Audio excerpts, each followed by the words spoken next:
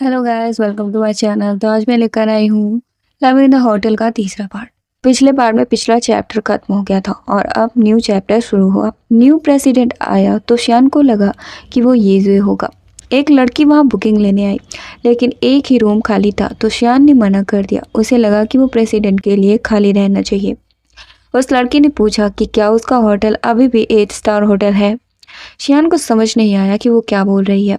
तभी उसे कॉल आया और जब वो वहां गई तो शेफ बहुत दुखी था। उसने बताया कि लेंग टिंगह्याओ ने उसके बनाए हुए वेजिटेरियन फूड को टेस्टी कहा था। वो उस होटल का सबसे बड़ा रेटिंग होल्डर था। उसने उनकी रेटिंग को छीन लिया। शेफ दुखी था कि उसने झूठ बोला, क्योंकि वो उसकी तारीफ से बहुत खुश था। शियान के दिमाग में चल रहा था कि क्या ये येजुए होगा या कोई और। उसने पूछा कि वो कैसा दिखता है, लेकिन शेफ बहुत ही इमोशनल हो गया। वो खुद को रेटिंग खोने का जिम्मेदार समझ रहा था। शियान ने उसे रोका और वो उससे बात करने वाली थी। जब वो उसके रूम के बाहर खड़ी थी तो उसे बहुत नर्वसनेस हो रही थी। वो खुद सोच रही थी कि वो इतना नर्वस क्यों हो रही है। ये बस एक कैरेक्टर ही तो है। आगे के प्लॉट के हिसाब से उसे एक लड़की ड्रग देगी। क्योंकि शियान को ये पसंद नहीं था, इसलिए उसने आगे की स्टोरी पढ़ी ही नहीं थी। तभी टिंग हाउस के पीछे आ गया। उसने शियान का नाम पुकारा तो उसे लगा कि वो उसे पहचान गया है। वो बहुत खुशी से रूम में घुसी, लेकिन टिंग हाउ ने बताया कि वो पहली बार मिले हैं, जिससे उसे बहुत निराशा हुई और वो जो करने आई थी वो भी भूल गई। शेफ ने उसे एक और डिश दी ताकि वो रेटिंग्स की बात कर सके, लेकिन ये डिश बनाने वाली वही लड़की थी जिसने उसके खाने को ड्रग किया था। सो शियान का टास्क था टिंग हाउ के खाने की सिक्योरिटी करना, कि उसे ड्रग्स ना दिया जाए। शियान डिजर्ट लेकर जब गई तो गेट खुला हुआ था। वो अंदर गई और उसने डिज़र्ट टेस्ट करने को कहा। वो समझ गया था कि वो रेटिंग्स के लिए आई है। वो उसे चांस देने को तैयार था, लेकिन डिज़र्ट चेक करने के बाद। लेकिन शियान को याद आ गया कि उसका टास्क क्या था, इसलिए उसने वो डिज़र्ट छीन लिया। टिंग हाउ को अजीब लगा कि वो उसे रेटिंग की बात भी कर रही है और उसे खाने भी नहीं दे रही है। शियान ने कहा कि उसे क्रेविंग हो रही है, तो उसने उससे खाने को कहा। शियान ने सोचा कि उसे बचाने के चक्कर में कहीं वही न बीमार हो जाए, सो उसने डिज़र्ट नीचे गिरा दिया और माफ़ी मांगने लगी। टिंग हाउ को खाना वेस्ट करने वाले लोग बिल्कुल भी पसंद नहीं थे। उसकी सज़ा थी कि वो रात का खाना उसके साथ खाएगी। जब वो वापस गई तो सभी उस डेजर्ट को खा रहे थे। सियान समझ गई थी अब कि उसे अलर्ट मिला हुआ है। उसने आगे के लिए बई से उसे बचाने का प्लान बनाया और उसे रूम में लेकर गई। उसकी बातें सुनकर वो एकदम से बौखला गई और चिल्लाने लगी कि टिंग हाउ अच्छा आदमी नहीं है। उसने उसकी कंपनी को बैंक करप्ट कर दिया और कच्चा माल भेजना भी बंद कर दिया। सो वो बदला लेना चाहती थी। इससे पहले वो शियान के लिए कॉफ़ी लाने गई और उसने कॉफ़ी में कुछ मिला दिया। शियान कॉफ़ी पीने से पहले ही उसे लॉक करके चली गई। जब वो टिंग हाउ के पास गई तो वो रूम में नहीं था। उसका खाना भी आधा खाया हुआ था।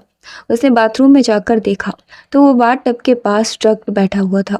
टिंग हाउ ने उससे पूछा कि उसने ये सब प्लान क्यों किया। शियान ने बताया कि ये उसने नहीं किया है। वो बहुत ही एक्साइटेड हो रहा था। उसने सियान को दीवार से सटा दिया और वो खुद को उसे किस करने से रोक रहा था। उसने सियान को वहां से भगा दिया, लेकिन वो वापस आ गई। टिंग हाउ खुद को कंट्रोल नहीं कर पा रहा था। उसने सियान को बेड पर ढकेल दिया और उसके साथ कुछ करने की कोशिश करने लगा, लेकिन फिर उसने खुद को थप्पड़ मारे और रोका। सियान ने उससे कहा कि वो खुद को कंट्रोल ना करे, बल्कि अपनी एनर्जी बाहर निकाल दे। उसने उसे अपनी ओर खींचा और अगले ही पल टिंग हाउ के कपड़े पूरे कमरे में फैले हुए थे और सियान उसके ऊपर बैठी थी।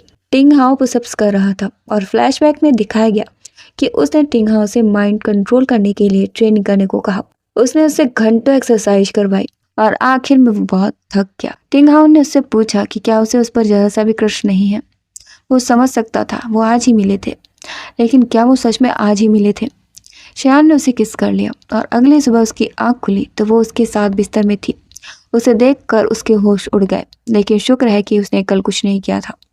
टिंग हाउ ने जो किया उसकी जिम्मेदारी ली। वो उससे शादी करना चाहता था, लेकिन शियान ने मना कर दिया। उसने कहा कि वो नशे में थी, सो वो ये सब भूल जाए। इतना बोलकर वो वहां से भाग गई। लेकिन टिंग हाउ बहुत हर्ट हुआ। सो लड़के भी चाहते हैं कि लड़की अपनी जिम्मेदारी ले। खैर, शियान बाहर आई तो नोटिस मिला कि उसने अपना टास्क पूरा नहीं किया। सो वो अब नेवरलैंड की दुनिया से बाहर नहीं निकल पाएगी। यही उसकी सजा थी। जब वो वहां से निकली तो उसके बारे में अफवाह फैल गई थी कि उसने रात टिंग हाउ के साथ गुजारी। शियान बहुत उदास थी। वो टिंग हाओ के पास गई और चेकआउट करने का प्रोसेस बताने लगी।